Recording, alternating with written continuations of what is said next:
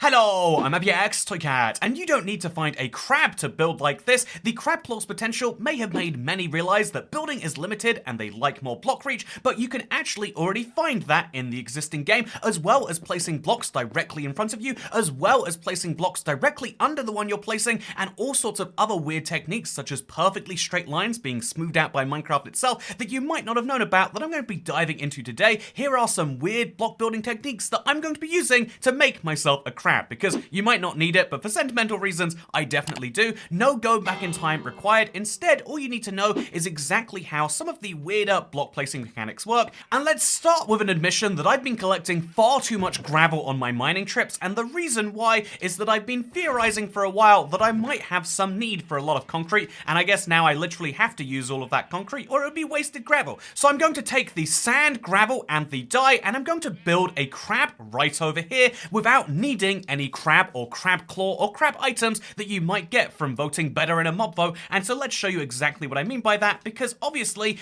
you might think that there is just a given block reach in Minecraft and there's nothing you can do about that besides moving closer. However, there are quite a few techniques you can use that don't require some mystical item, so I'm going to use my newly crafted concrete powder to show you each of those 4 techniques that I mentioned, as well as one that you probably haven't thought about yet. But yeah, this is all going to be in service of building the true mob vote winner in at least the hearts and minds of many, because this is a big gravel platform which I made, you'll notice, by stacking up in the air like so. This is something many people are very used to and don't really think about, but did you know you can sort of do this sideways? And so this is the first and easiest of 4 different techniques to do with block reach you might not have known about, because if I replace my gravel, because it's, well, you know, to put it politely, gravel, with something that's a bit more useful for placing in the water, you'll see how if I just move my character to the left while holding down the place button, it will make this lovely straight line right over here. Then if I do this again and again and again, I've got these lovely squares on the water. This is incredibly normal to people who play on Bedrock, whereas on the Java edition, when you try to place blocks from the exact same range, you'll notice these random little outlets every now and then, because the block placing speed and the block,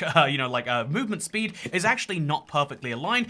This does have some benefits, so if you want to deliberately make some stacks taller and do stuff like this, make very uneven lines, this is actually perfect for it. But if you're trying to build things out of squares or rectangles, as most Minecraft builds are, like these houses, you'll have a harder time on the Java edition than on the Bedrock if you hold down the button. When you manually press each time, it makes no difference, but the ability to hold down does make a big difference for what we're doing today, not here in my ridiculous swamp, but instead over on the Bedrock version. Another thing that's very normal on the Bedrock edition you might not know about is the ability to place blocks on the side of the one you're already standing on. This is actually an incredible feature, and although it's useful sometimes if you want to place concrete powder down on the ground without having to awkwardly finagle around with crouching, I think it's just useful all in all, basically in every situation of the game, because now if I harvest all of my orange concrete, I'll be able to use it to work on the claw of my very important animal, and let me show you how that works, because now I want to have this claw be floating a few blocks in the air, let's say, and so I'll place up a couple of soul sand, and then from there place the concrete. Now I can have the rest of this concrete floating in the sky without having to build up like this. Instead, I can just place it off the side like so, and wow, I'm starting to actually build a crab claw without having to do this all over the space. You never want to look away from the thing that you're bridging towards, in my opinion, and so that is why I love this feature, but we're gonna have to make a whole bunch more orange concrete, and indeed blue concrete, if I've got to build an entire crustacean, so let's quickly do that. It's a pretty satisfying pattern, right? Anyway, back to destroying.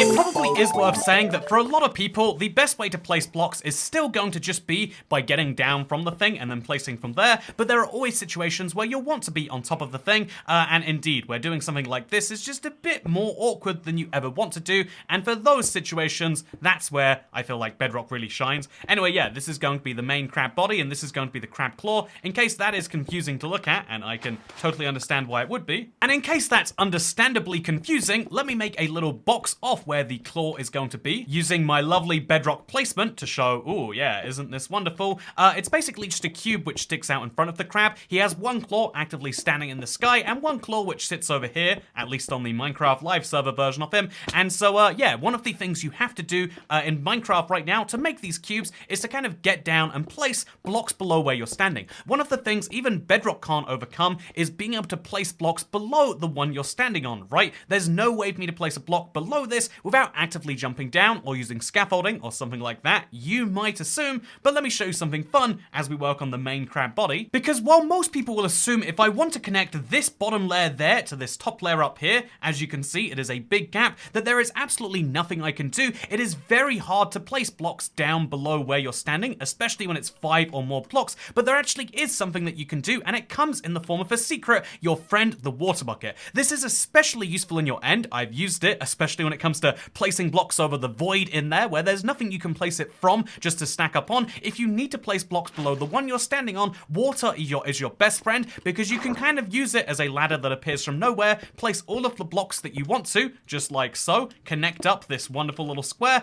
and then we can jump right back to the top, remove the water, and you better believe it's like nothing has happened. Also, you can take advantage of Bedrock placing for where you place your water, so it can be on the side of, say, a block right here. I find that to be very handy personally, maybe you do too, but look at that, I made a square without having to get down from my perch, or indeed without having to fly back up, and that is incredibly handy. So there is one other really useful technique, the one that is most relevant to the crab that I'm building, and obviously I need to reference what that is. Again, this is mostly Bedrock specific. If you are playing with Java, some of these things might work in their own way. I think the water bucket technique, for example, is one that works universally on Minecraft on every edition, because many Bedrock players don't even know all of the things they can take advantage of, and that's something important to me. But something else that's important to me is being able to build something. You know, I used a stack of concrete from each type, and I ended up with a crab that looks more like a random floating cube with a weird set of broken grief blocks behind it. That is not the goal, and so I'm going to take the rest of this sand and gravel and make at least a few more stacks of it, and we'll talk about how to do that with extended reach. And just like that, I'm back with more concrete to use. It definitely didn't take a long time, and I'm definitely not using the floor of the ocean as my clever solution to inventory management. If it's all in the ocean, still I don't have to store it. But with that said, let me now show you how to increase your block reach. And honestly, the list of reasons you'd want to do so is kind of hard to come up with for some people. Like, why do you even need to place blocks further than one out ahead of you? But consider this, I want to place a block over there, but I physically cannot do so. That block right there, I want to place on, and I can't. Except the thing most people know you can do is you can just crouch and get to the very edge of your block, and now you can bring that closer to you, and wow, look at that, all of a sudden, now I can bridge the gap like I'd like to.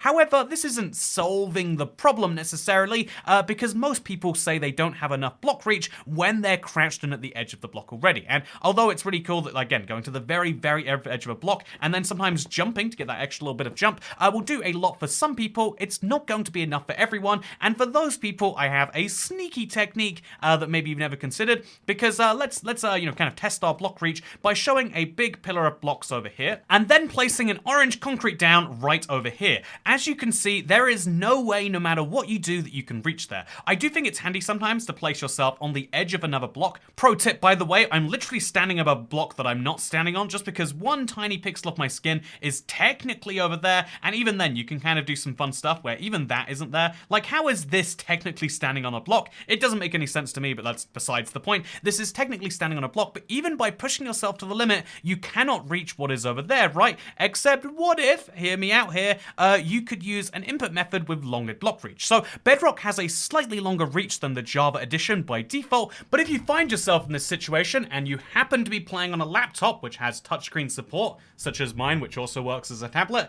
now what you can do is you can use the touchscreen on this very device. I hope this is recording just fine. If it's not, you're gonna have to suffice for my tiny little window here. This is a Surface Book that at one point was really cool for having a GPU, but at this point, I'm not convinced I can actually play Minecraft on. It really is this laggy, by the way. Oh god, I didn't mean to place a block there, damn it. Anyway, if you were to play on a device with touch controls and you needed to reach just that little bit further, you would find that while playing on that touchscreen device, you will have that little bit of extra reach. As you can see right here, I can use that. Actually, wait, I'm not at the very edge of the block that I can be on. Let's quickly crouch. I think it's double tap down, right?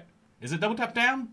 There we go, double tap down, walk forwards. This is the worst performance I've ever had playing Minecraft, by the way. I have no idea why it's so shocking and horrendous.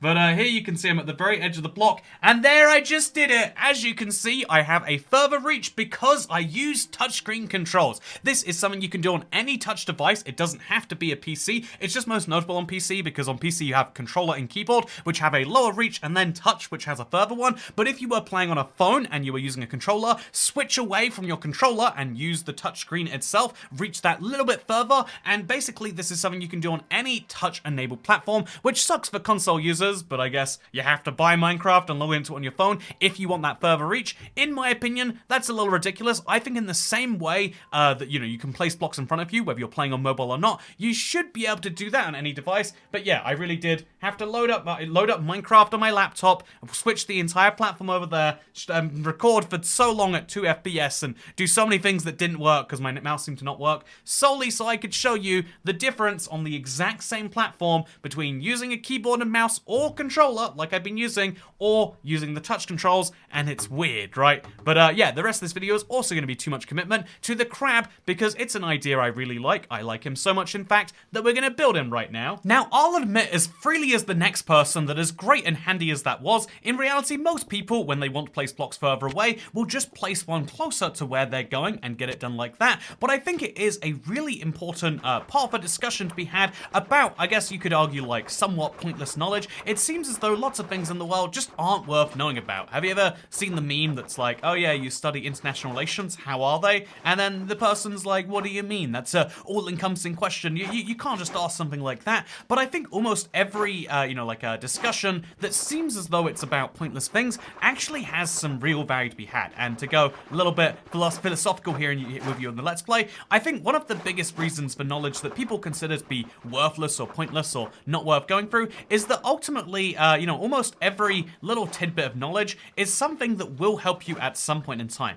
If you know too much about history, history will help you learn about things to prevent in the future. If you know too much about Minecraft facts, such as placing blocks from further away, you might think that it's entirely pointless, but actually one of the things that I've come to, realize and accept is that one of the, things, a lot of people argue against stuff like, oh, that is satisfying, by the way.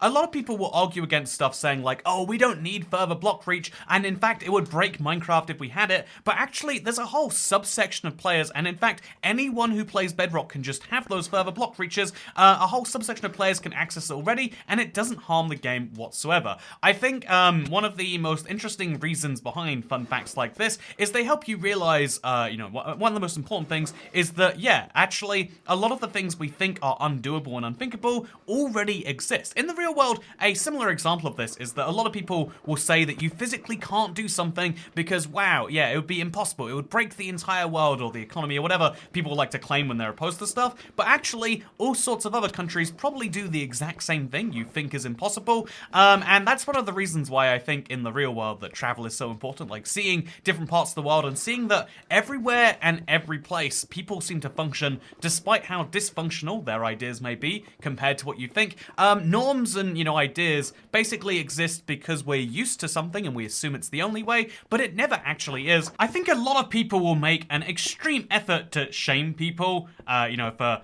caring about things and for being into things that maybe they aren't necessarily themselves. And it seems, very serious. Like, yeah, wow, I can't believe there are people that are into this niche hobby instead of my very niche hobby, which is normal. But I think ultimately there isn't such a thing as pointless knowledge. Almost everything that you can choose to learn will have value at some point to you, maybe to everyone else, who knows. But it's something that I'm like a big believer in. That like, also wait, let's place some more blocks there, and then let's build the eye from this. I think this is, by the way, going to be a beautiful one because we are building the crab, so we need to obviously have their facial expressions locked in there. So we'll just quickly place this there, place these 4 high. I don't know why crabs have eyebrows or whatever these are, but this is the very rough design for the crab, as we see.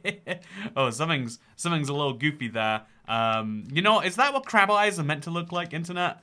I feel as though they're not, but it's slowly coming together, right? Speaking of slowly coming together, one of the great things about these survival projects are that they always look terrible until they don't. So I'll just finish some of the gaps in this, and it will magically look incredible, I bet. Okay, so the crab is coming together. There's something very silly happening with his face, but I'm hoping if I add a claw and I make the white that's underneath him just a little bit more acceptable, then maybe, just maybe, we'll look at it and we'll say, yeah, this is definitely the mob vote crab, because that is what he is ultimately here to add to my world. But you know what that means? A lot of crafting. By the way, as much as I love placing concrete straight into water, I've decided that, oh, why did that just happen to me? I've decided that the noise that it creates as each of those concrete powders falls in the water is just too unbearable. I can't play anything that involves water until Minecraft fixes that. Hopefully tomorrow, by the way, 12040. But yeah, with that said, this is the alternative method, and honestly, oh, this is not concrete powder, this is concrete regular. But honestly, when you look at it, I would say it's about as effective anyway, and so yeah, here's how you do it. You just have a single bit of water flow down the tower, you get one loud water noise, but then the rest is just regular old mining. I'll be honest, this is probably significantly faster, and also it's a cool way to get an overhead view of what you're trying to build, so it's got two benefits, I'd say. Anyway, let's use the physical blocks we now have to make the crab just a little better.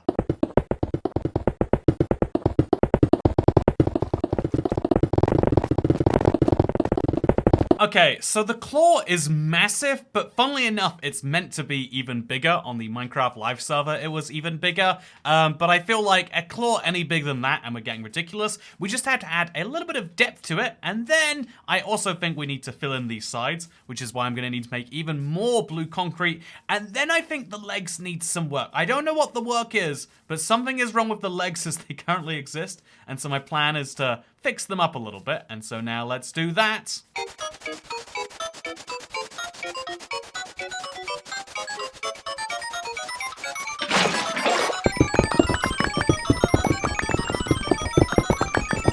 Okay, I can honestly say after 20 minutes of work and hundreds of concrete blocks, he doesn't look a great deal better, but something that is important, I think, is rather than having the crab floating on the air like this, that we have at least some support below him, and as I've been using these soul sand to kind of measure the space, why not use a little bit more so that we can at least say that the crab is standing on something very specific, even if it's a very weirdly shaped platform. I think that's something important to have. And yeah, while we're doing this, by the way, we can place in front of us like so, or you know what else we could do? This is a great example actually of being able to place in a straight line being handy. If you get in the water right here and you want to place in a straight line from other blocks, look how easy it is to do even as you change the faces of it. I really do have to say, there are all sorts of things to do with movement that might seem unimportant. I think a lot of people look at Minecraft as a very casual game where you don't need to know anything, and I would say that yeah, Minecraft can be whatever you want it to be, but you can never, you know, take it away from someone else. And that was kind of my point about the whole pointless knowledge thing. I've seen so many people get really excited about, I don't know, cargo liners or trains or whatever the weird thing is, and someone go, what's even the point in that? But ultimately, we all spend so much time doing things that are not, you know, entirely pointful by themselves. Like, I used to think, like, yeah, if you've got a bunch of time off, why not use all that time to learn skills? And I think that's still very important. I'm a big believer that we should all be bettering ourselves all of the time. But also, we spend so much time as humans just enjoying ourselves. One of the key aspects of what makes us humans versus just cave monkeys is really that we have free time that we use recreationally. The fact that you're watching this video, or the fact that you might have worked on your own build of some crab at some point, and it might have been, you know, it won't be anywhere near as good as this, but it might have been almost as good. The fact that we have recreational activities and interests is what makes us human, and sometimes those recreational activities are actually become one of the things that are most important to us. I think, actually, no, I think having the connection between these two platforms